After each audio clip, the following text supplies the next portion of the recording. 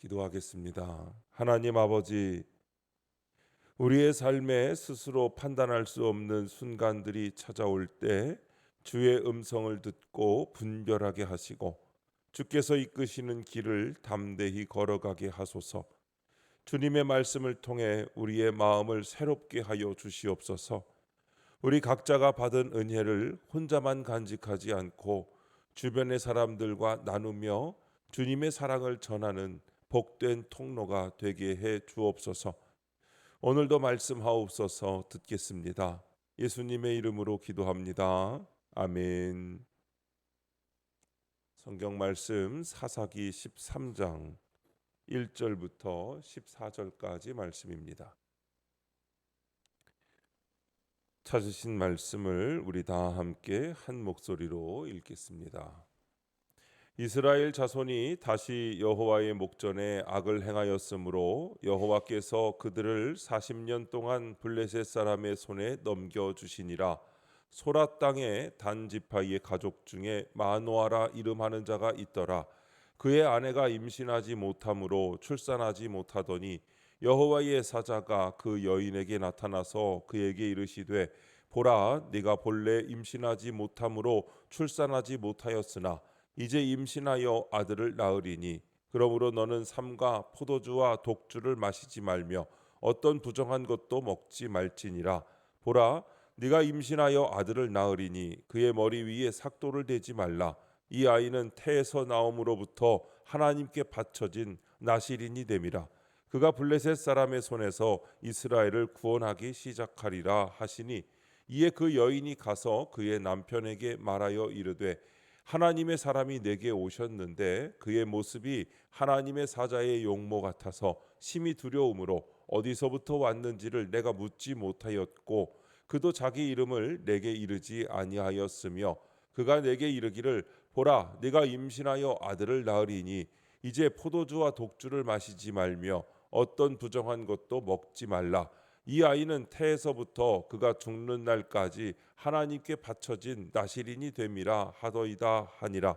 마노아가 여호와께 기도하여 이르되 주여 구하옵나니 주께서 보내셨던 하나님의 사람을 우리에게 다시 오게 하사 우리가 그 낳을 아이에게 어떻게 행할지를 우리에게 가르치게 하소서 하니, 하나님이 마노아의 목소리를 들으시니라. 여인이 밭에 앉았을 때에 하나님의 사자가 다시 그에게 임하였으나 그의 남편 마노아는 함께 있지 아니한지라. 여인이 급히 달려가서 그의 남편에게 알리어 이르되 보소서, 전일에 내게 오셨던 그 사람이 내게 나타났나이다 하매, 마노아가 일어나 아내를 따라가서 그 사람에게 이르러 그에게 묻되 당신이 이 여인에게 말씀하신 그 사람이니까 하니, 이르되 내가 그로다 하니라. 마노아가 이르되 이제 당신의 말씀대로 되기를 원하나이다. 이 아이를 어떻게 기르며 우리가 그에게 어떻게 행하리이까? 여호와의 사자가 마노아에게 이르되 내가 여인에게 말한 것들을 그가 다 삼가서 포도나무의 소산을 먹지 말며 포도주와 독주를 마시지 말며 어떤 부정한 것도 먹지 말고 내가 그에게 명령한 것은 다 지킬 것이니라 하니라. 아멘. 하나님께 바쳐진 나실인이라는 제목으로 말씀의 은혜를 함께 나누겠습니다. 본문 요약입니다. 이스라엘 백성이 다시 여호와께 악을 행하여 40년간 블레셋의 지배를 받습니다. 어느 날 여호와의 사자가 마노아의 아내에게 아들을 낳을 것과 그 아이가 나실인이 될 것을 말합니다. 나실인은 삭도를 대지 않고 포도주와 독주를 마시지 않으며 부정한 것도 먹지 말아야 합니다. 첫 번째, 아들을 낳으리니 1절부터 5절입니다. 이스라엘 백성이 다시 여호와께 악을 행하여 40년간 블레셋의 지배를 받습니다. 그럼에도 그들은 하나님을 찾지 않습니다. 반복되는 죄악에 익숙해져 마음이 강팍해지고 완악해진 것입니다. 그럼에도 불구하고 하나님은 이스라엘을 구원할 한 사람을 예비해 주십니다. 오늘도 하나님은 죄악에 무감각해진 나를 포기하지 않으시고 구원의 길을 준비하십니다. 적용 질문입니다. 내가 반복되는 죄에도 회개하지 않는 무감각한 악은 무엇입니까? 말로 사람을 쉽게 상처 주는 버릇, 습관처럼 반복되는 불평, 마음속 깊이 자리 잡은 미움이나 교만함 등은 반복되어 드러나지만 회개의 자리로 나아가지 못한 채 방치되기가 쉽습니다. 그것이 무감각한 악이고 영혼을 서서히 마비시키는 위험한 죄입니다. 그러나 오늘도 하나님은 죄악에 무감각해진 나를 포기하지 않으시고 구원의 길을 준비하고 계십니다. 때로는 작은 깨달음으로, 때로는 주변 사람들의 권면으로, 때로는 말씀을 통해 우리의 마음을 다시 깨우시고 회개로 이끄십니다. 지금 이 순간 나에게 반복되고 있는 무감각한 죄는 무엇입니까?